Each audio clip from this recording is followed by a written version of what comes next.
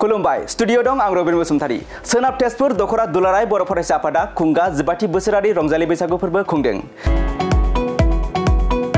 सनितपुर जिल्लानि सिङाव थानाय सोनाब तेजपुर दखरा दुलाराय बर' फरायसा आफादा ओनसोलनि सिङाव थानाय सामुखिया गामियाव सानसेनि हाबाफारिजों रंजालि बैसागु फोरबोखौ खुंदों। बोसोरफ्रोमबो रंजालि बैसागु फोरबो खुंबोनाय बायदिनो देग्लाय बोसोरावबो सोनाब तेजपुर दखरा दुलाराय बर' फरायसा आफादा 14थि बोसोरारि रंजालि बैसागु फोरबो खुंदों।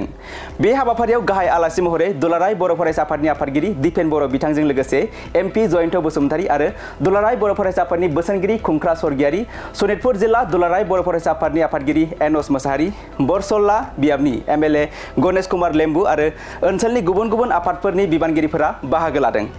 सनितपुर जिल्लानि सोनाब तेजपुर वेस्ट तेजपुर आनसलिक कमिटि एबसु आरो सामुखिया गामि जथायै नैबे सामुखिया गामिनि गेवलां फोथाराव सानसेनि हाबाफारिजों रंजालि बैसागु बेयाव फालिनाय हाबाफारि लादों आरो बे हाबाफारियाव लेंहरदोंमोन आं बाहागो लाफैबाय।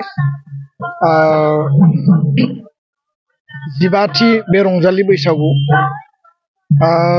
थारैनो बर' हारिनि जि मोनसे जोंनि जि ट्रेडिशन आरो जोंनि जि मोनसे माहारियारि जि फोरबो बेखौ लानानै बर'फोरनि गेजेराव बयनियावबो जि मोनसे रंजाखांनाय, बयनियावबो जि मोनसे माहारिनि जि मोनसे जोंनि आसार खान्थिखौ लानानै जोंनि कालचारखौ लानानै बे मिथिंगानि महर सोलायनाय आरो महर गुस्लायनायजों लोगोसे दाउ खौवौनि गाबफैनाय, दंफां बिलाइयाव गोदान खिलिनाय आरो जोंनि गोसोआव जिखिनि गोदान मोनसे मिजिं आरो सान्थौ आरो सानस्रि जाखांफैयो बे गासैखौ बिथिंखौ बिथा खालामनानै माहारिनि गुबै मोनसे रिसर्सफुल मोनसे सम्पद जों बुंफबनानै थानाय बे रंजालि बैसागुआ आबाद गाहाय हारि आरो समाज हिसाबै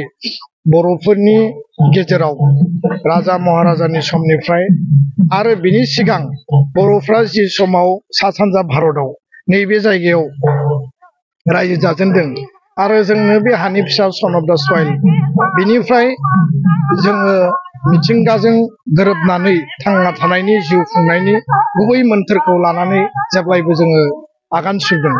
दा बेखायनो सामुखिया गामि वेस्ट तेजपुरखौ आं धन्यबाद होगोन आरो बेयाव मोजोमसे बर' फिसाफ्रा गुबुन गुबुन हारि माहारिनि गेजेराव रायजो जानानैबो जोंनि आंगो हारिमु जोंनि कालचारखौ जोंनि दखना गामसा आर'नाइ फालि बा जोंनि खाम जथा सिफुं आरो जोंनि गासै जोंनि राव हारिमुखौ लानानै बिथांमोना दिनैबो मजबुतै रैखाथियै हारिनि गासैबो आखुथायफोरखौ फोथांनानै लाखिदों आरो बेखौ साहस होनो थाखायनो बेखौ जोङो थुलुंगा होनो थाखायनो दुलाराय बर' फरायसा आफादा दिनै बेयाव सनितपुर जिल्ला मिरु आफाद जों बयबो बाहागो लादों आरो बेयाव क'क्राझार लकसभा समस्तिनि एमपि जयन्त बसुमतारी बिथाङा बाहागो लादों, बरसला समस्तिनि एमएलए गणेश लिम्बु बिथाङा बाहागो लादों, एबसुनि बोसोनगिरि खुंख्रा स्वर्गियारि।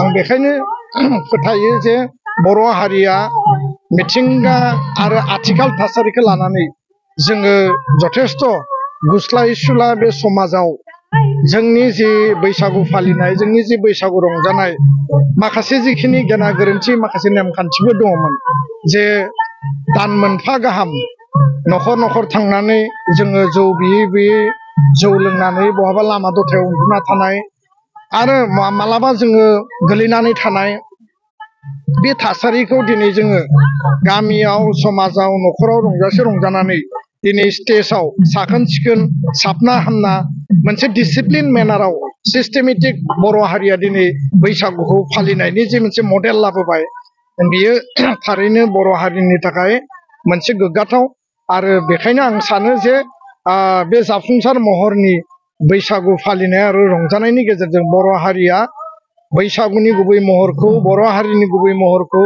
बर' हारिनि जि मोनसे जोंनि महान जि आदर्शखौ बड'फानि सान्थौ सानस्रिजों बिश्व दरबाराव गेरेमसा माहारि दानायनि बे थांखिखौ जों लानानै थांनो हागोन। आं सामुखिया गामि आरो वेस्ट तेजपुरखौ फिन खेबसेबाव आं धन्यबाद होबाय।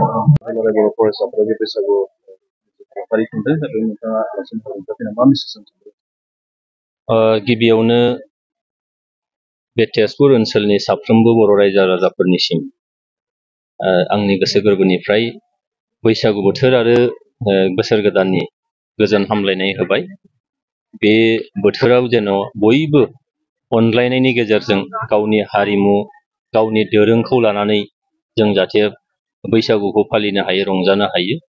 सोनाब तेजपुर दख'रा दुलाराय बर' फरायसा आफाद आरो सामुखिया गामि बे मोननैजों लोगो नांनानै दिनैहाय जोबोद समायना रमायनायै जोंनि आमाय थखल होननानै बुंनांगोन बैसागुआ। बेखौ दिनैहाय उदां बैसागु खालामदों। बे ओनसोलनि सानसुमै, बे ओनसोलनि गोरों गोरा रायजो राजा, सेंग्रा सिख्ला, बोराइ बेन्थ गासैखौबो लानानै बियो जोबोद मोनसे एनकारेजिं मोनसे ममेन्ट बियो। मानोना नैबे ओनसोलाव जोंहा जोंनि राव, जोंनि हारिमु, जोंनि दोरोंखौ फोथांनानै लाखिनायनि मोनसे चेलेन्ज दङ। आरो बे हाबाफारिनि गेजेरजों निस्सय जोंनि इयुन जोलैखौ जोङो आन्थोर जहोआलासे जों लांफाबाय थानो हागोन। बे जोंनि बिराद गिदिर मोनसे हाबाफारि बियो। आरो जिथु बर' रावा दिनैहाय 8 सिडुलाव हाबबाय, आसामनि लोगो सरकारि राव जाबाय, बे जाहाथे मालाबाबो जाहाथे थैया। आरो जोंहा जिथु GI/टेग जोंहा जोंनि दामग्रा देग्रा दामजुफोर, जोंनि गाननाय जोमनाय, जानाय आइटेमफोरखौ जों मोननो हाबाय। दा बियो जोंनि थाखाय गोग्गाथाव बाथ्रा बे ओनसोलनि थाखाय। थ' आङो नैबे ओनसोलनि साफ्रोम रायजो राजा, सानसुमै आरो जोंनि खुंगिरि बिथांमोननि जाफुंसारनायखौ मिजिंथिबाय। जोंनि आबादजों सोमोन्दो थानाय हारि, बे आबादजों सोमोन्दो थानाय फोरबो, बे फोरबोआ जाहाथे समायना रमायनायै आरोबाव इयुनाव लांबाय थानो हाथों, जुग जुग बोसोरसिम थांनानै थाथों, बेखौनो आं मिजिं खालामो। खोनानो मोनदों नैबे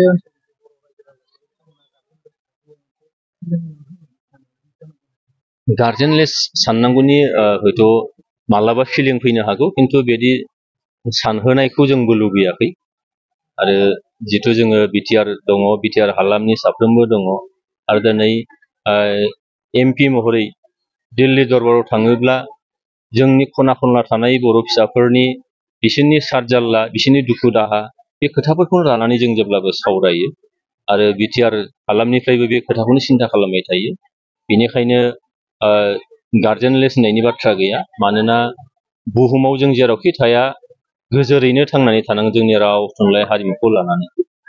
गुबुन गुबुन हारिफोरखौबो नाय, मोनफ्रोमबो हारिहा मोनफा मोनफा हा दब्लाय दं। आरो गासिबो बे दब्लायसे हायाव हयथ' थाजोबाखै। जेरावखि थायाथों मानो बै हा दब्लायखौ लानानै बयबो गौरब खालामो। आं सानो तेजपुर ओनसोलनि बा नैबे हालामनि जोंनि सानसुमै बर' रायजो राजाजों लोगोसे साफ्रोमबो बर' फिसाफोरा बे बाथ्राखौ गौरब खालामो जे जोंहाबो माबा मोनसे दङ। आरो बे बाथ्राखौ जेलानो गोसोआव साननाय फैगोन, अब्लानो गार्जेनलेसनि खोथाया फैनो हाया। बेनो गार्जेन जागोन।